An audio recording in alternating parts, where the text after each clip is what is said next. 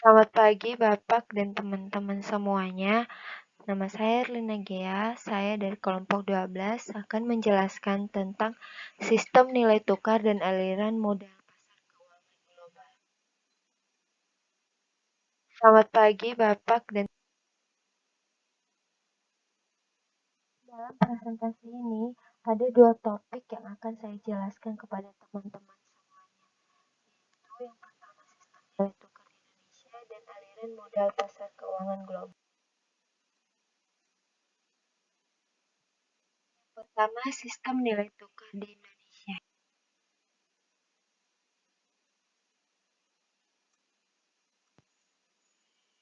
Sebelum saya menjelaskan tentang bagaimana sistem nilai tukar yang ada di Indonesia, di sini terlebih dahulu saya akan menjelaskan apa itu nilai tukar. Nilai tukar atau valuta asing atau juga yang lebih dikenal dengan kurs merupakan nilai mata uang suatu negara diukur dari nilai satu unit mata uang terhadap mata uang negara lain. Misalnya, kita ingin menukar rupiah ke dolar, maka untuk mendapatkan $1 kita harus mengeluarkan 14.500 atau kurs yang berlaku pada hari itu untuk mendapatkan dolar tersebut. Nah, yang nilai 14.500 itu yang dinamakan kurs atau nilai tukar tersebut.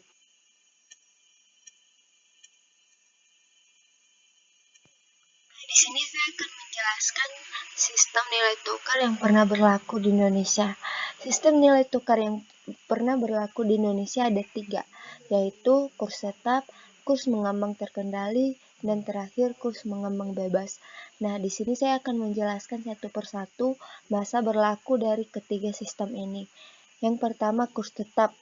Kurs tetap ini berlaku pada tahun 1970 sampai 1978. Kurs tetap merupakan sistem nilai tukar di mana pemegang otoritas moneter tertinggi suatu negara menetapkan nilai tukar dalam negeri terhadap negara lain yang ditetapkan pada tingkat tertentu tanpa melihat aktivitas penawaran dan permintaan di pasar uang. Nah, pada tahun 1964, di mana saat itu nilai tukar Indonesia masih Rp250 per USD. Namun karena adanya hal-hal yang mengancam pada aktivitas ekspor impor, pemerintah terpaksa melakukan devaluasi pada tahun 1970, di mana ditetapkannya kurs menjadi Rp378 per USD. Namun, pemerintah kembali melakukan evaluasi pada tahun 1971 menjadi Rp415 per USD. Dan Indonesia kembali lagi melakukan devaluasi pada tahun 1978 menjadi Rp625 per USD, dan ini tahun terakhir Indonesia menerapkan sistem kurs tetap. Kemudian setelah Indonesia memberlakukan kurs tetap, Indonesia kembali melakukan kurs mengambang terkendali. Kurs mengambang terkendali ini berlaku pada tahun 1978 hingga 1997. Kurs mengambang terkendali merupakan sistem nilai tukar fleksibel, di mana pemerintah masih melakukan intervensi, terutama untuk memoderasi pergerakan ketika ada perubahan besar nilai tukar. Nah, pada kurs mengambang terkendali ini, nilai tukar ditentukan oleh kekuatan pasar sehingga bebas bergerak naik maupun turun. Namun, supaya nggak terjadi gejolak yang terlalu dahsyat, yang kriterianya ditentukan oleh bank sentral, pemerintah dapat campur tangan sampai batas-batas tertentu. Nah, di sini pemerintah tidak 100% lagi melakukan intervensi, tapi Pada sistem ini, nilai tukar ditentukan oleh kekuatan pasar. Kemudian pada Juni 1997, Indonesia kembali mengeluarkan peraturan baru bahwa pemerintah Indonesia memberlakukan kurs mengambang bebas. Kurs mengambang bebas ini apa? Yaitu kurs sistem ekonomi yang lebih cocok ditujukan pada satu negara yang sistem perekonomiannya sudah mapan. Sistem nilai tukar ini akan menyerahkan seluruhnya kepada pasar untuk mencapai kondisi equilibrium atau kondisi seimbang yang sesuai dengan kondisi internal dan eksternal negara bersangkutan. Nah, di sini Indonesia mulai menerapkan sistem nilai tukar mengambang bebas. Sampai saat ini Indonesia menggunakan sistem kurs mengambang bebas. Pada tahun 1999 bahwa dikatakan bahwa nilai tukar Indonesia ditetapkan oleh pemerintah setelah mendengar rekomendasi dari Bank Indonesia. Nah, ini kurs yang pernah berlaku di Indonesia hingga saat ini.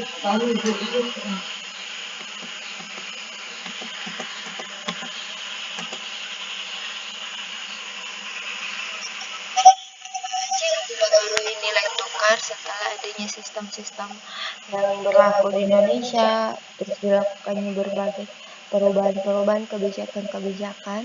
Dan di sini saya akan menjelaskan bahwa tidak semata-mata pemerintah melakukan kebijakan-kebijakan tersebut, namun ada faktor-faktor yang sangat mempengaruhi terjadinya perubahan-perubahan pada nilai tukar tersebut.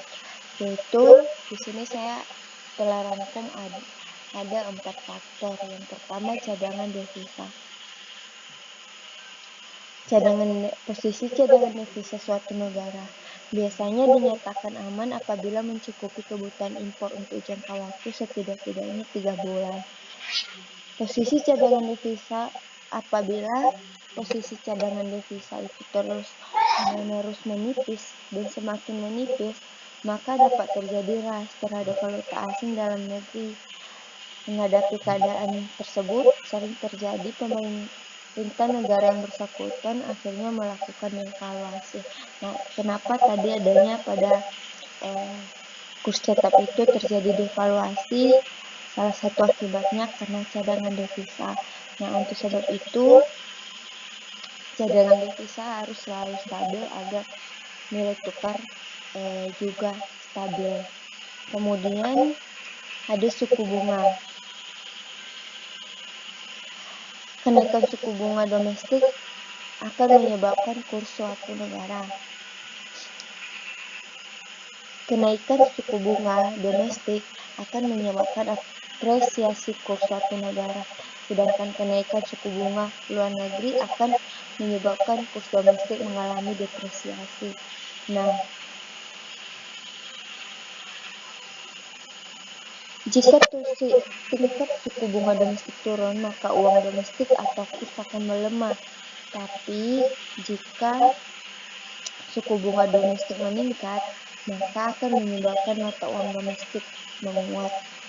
Nah, itu pentingnya kestabilan dari suku bunga tersebut.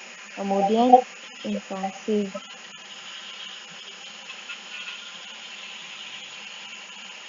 Inflasi yang terjadi di suatu negara dapat menurunkan nilai mata uangnya. Inflasi ini seperti banyaknya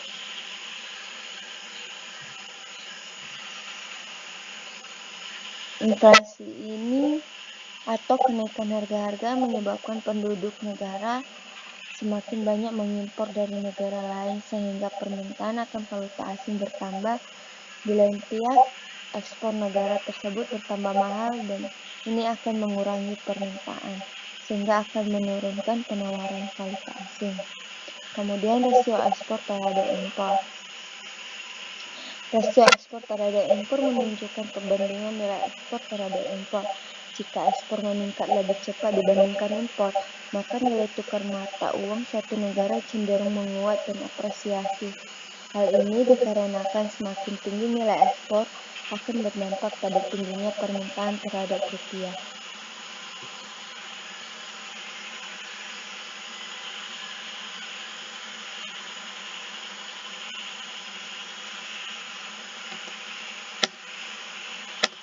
Kita ketahui sistem nilai tukar yang berlaku di Indonesia. Di sini saya akan menjelaskan topik kedua, yaitu aliran modal pasar keuangan global.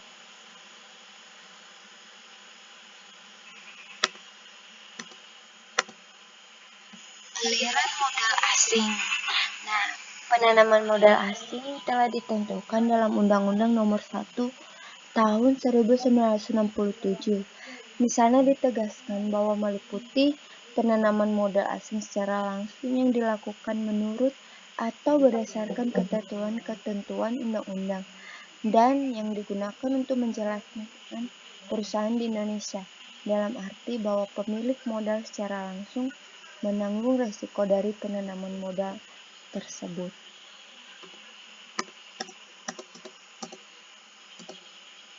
Di sini saya akan menjelaskan faktor-faktor apa saja yang mempengaruhi aliran modal atau penanaman modal asing.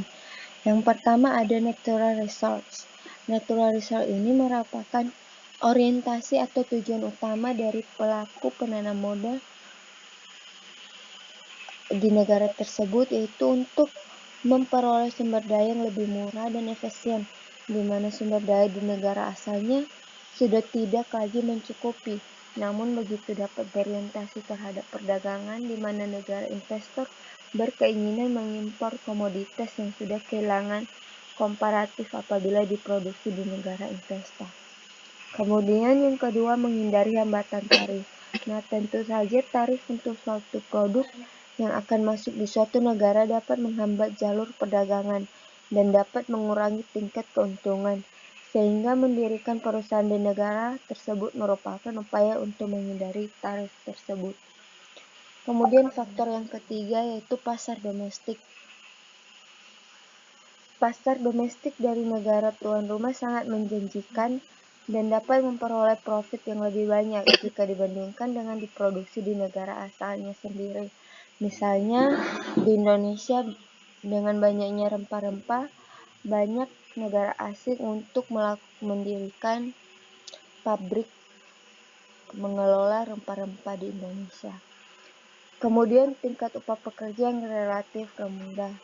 Kebanyakan upah di negara maju sudah terlalu tinggi jika dibandingkan dengan kapital dan berkembangnya produk baru yang relatif intensif modal dan pengetahuan, sehingga alternatif untuk membuka atau mendirikan usaha industrinya di negara lain menjadi lebih menguntungkan, terlebih jika negara tujuan mempunyai upah tenaga kerja yang lebih murah dibanding negara asalnya.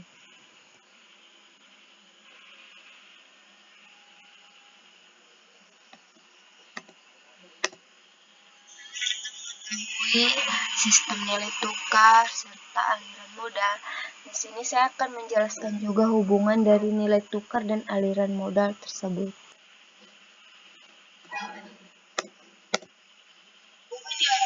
Aliran modal yaitu di mana jika ada penanaman modal asing langsung yang masuk memiliki dampak positif terhadap pembangunan ekonomi. Nah, dampak investasi asing ini dapat sebagai penambah gap atau selisih devisa melalui penambahan valuta asing.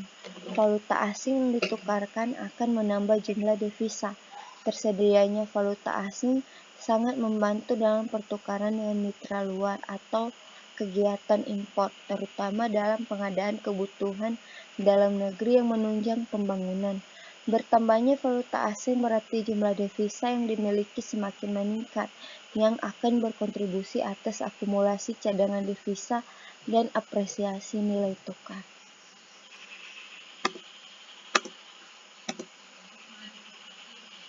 Ya, presentasi dari saya tentang sistem nilai tukar dan aliran modal pasar keuangan global. Atas perhatiannya saya ucapkan terima kasih.